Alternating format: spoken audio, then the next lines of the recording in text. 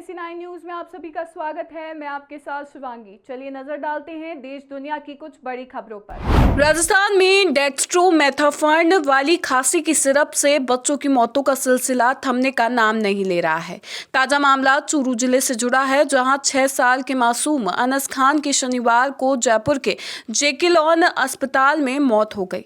परिजनों का आरोप है कि बुधवार को घर पर दी गई इसी सिरप के सेवन के बाद अनस की तबीयत बिगड़ गई, जिससे उसे चूरू के अस्पताल में भर्ती कराया गया। गंभीर हालत में रेफर किए गए अनस ने सुबह 4 बजे अस्पताल पहुंचने के महज 6 घंटे बाद दम तोड़ दिया। अनस के पिता यासीन खान ने बताया कि बच्चे को 25 सितंबर से हल्की खांसी और बुखार था। डॉक्टर की सलाह पर हमने डेक्स्ट्रोमेथाफर्न हाइड्रोब्रोमाइड वाली सिरप दी, लेकिन उसके बाद हालत तेजी से बिगड़ गई। हमारा बच्चा चला गया। दोषी को सजा मिलनी चाहिए।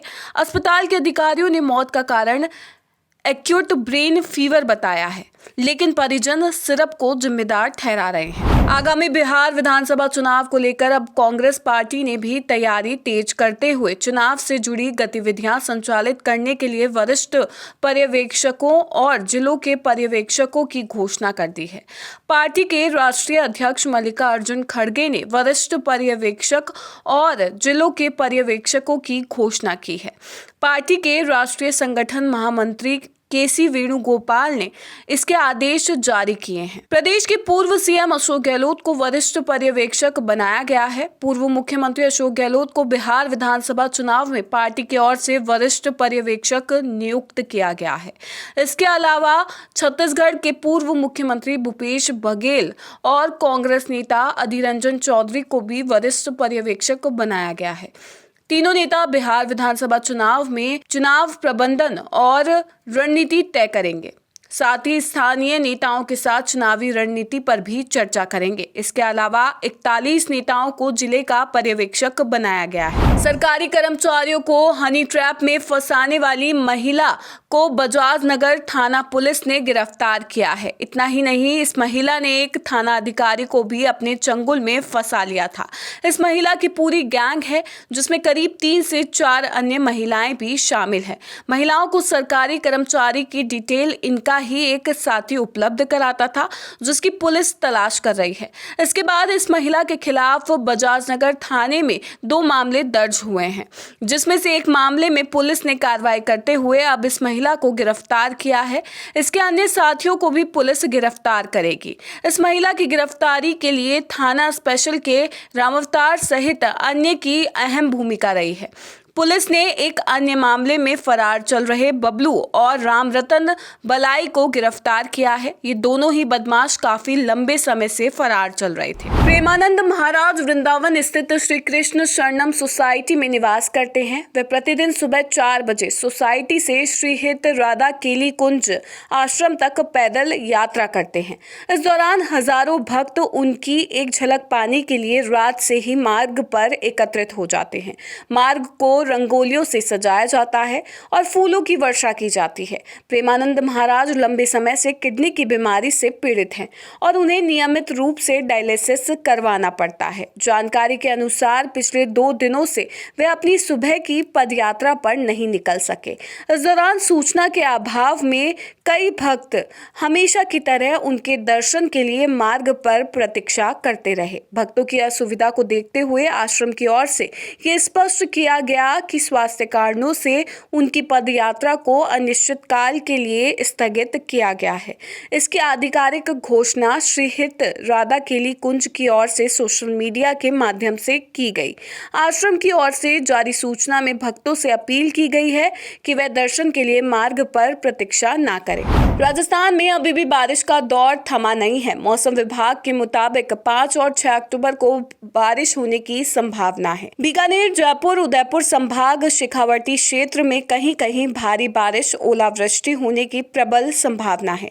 कोटा, पारा, झालावाड़, चित्तौड़गढ़, श्रीगंगानगर, हनुमानगढ़ और आसपास के क्षेत्रों में अलग अलग स्थानों पर मेघ गर्जन के साथ हल्की से मध्यम बारिश की संभावना है। नए पश्चिमी विक्षोभ के प्रभाव से भारी बारिश होने का अनुमान जाहिर किया गया है, जो 7 अक्टूबर तक जारी रह सकती है।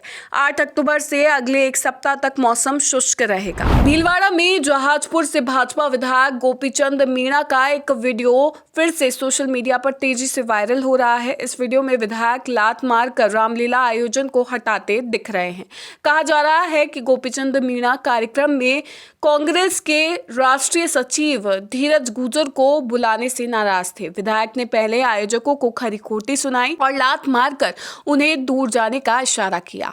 घटना का वीडियो भी सोशल मीडिया पर दिख रहा है, जिसमें कुछ लोग इन्हें लतियल विधायक बता रहे हैं। मामला जहाजपुर में महानवमी के मौके पर आयोजित रामलीला का है। घटना 1 अक्टूबर की बताई जा रही है, जिसका वीडियो अब सामने आया है।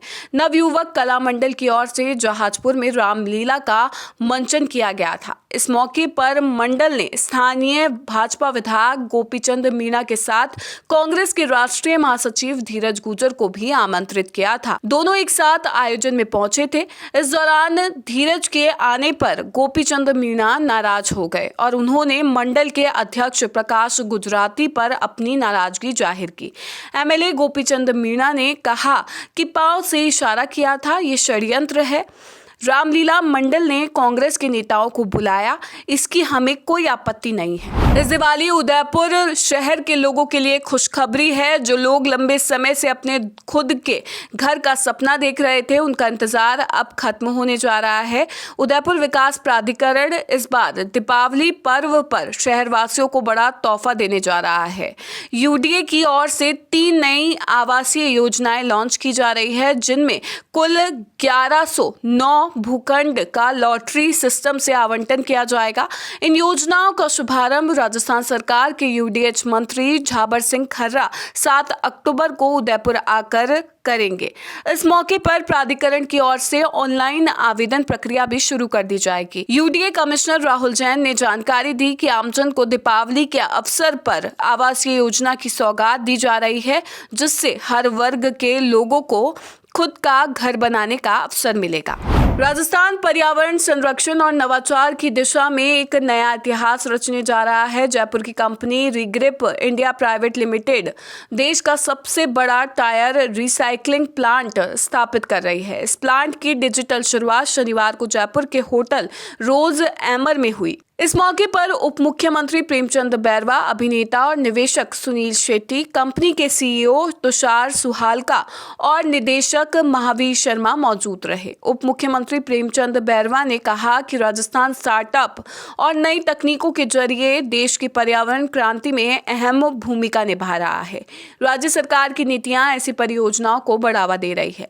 ये प्लांट न केवल पर्यावरण को स्वच्छ रखेगा, बल्कि राजस्थान को टायर रिसाइकलिंग का राष्ट्रीय केंद्र बनाएगा। अभिनेता सुनील शेट्टी ने कहा कि पुराने टायर भारत की बड़ी पर्यावरणीय समस्या है।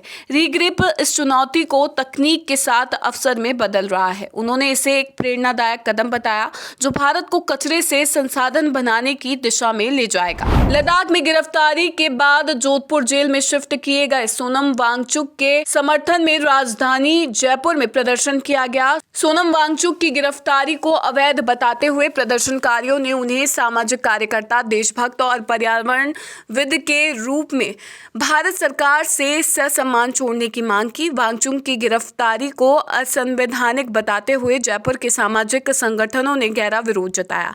जयपुर नागरिक समिति और पर्यावरण के साथियों की तरफ से विरोध प्रदर्शन तख्तियों और नारों के साथ आमेर क्षेत्र में निकाला गया, जहां पूरे विश्व के सेनानी आते हैं। शिक्षा में बढ़ोतरी, जागरूकता, स्वास्थ्य सजगता और सरकारी प्रयासों से बाल विवाह के खिलाफ बेटियों में जागृति आई है। अब किशोरियां अपनी मर्जी के खिलाफ बाल विवाह का दंश झेलने को तैयार नहीं है। किशोरियां खुद शिकायत कर शादी रुकवा रही हैं और परिजनों की जिद पर मासूम उम्र में हुई भूल को वह बंधन मानने को तैयार नहीं है। वह युवा होने पर कोर्ट की चौखट पर जाकर रिश्तों की डोर तोड़ रही है। कभी बाल विवाह के कलंक से दागदार राजस्थान में 3 साल में 53 बालिकाओं ने बाल विवाह शून्य करवा कर नई राह चुनी है। बेटियों की इस कदम से देश भर में बाल विवाह शून्य करवाने में राजस्थान पहले स्थान पर है, जहां सर्वाधिक बालिकाओं ने हिम्मत दिखाई।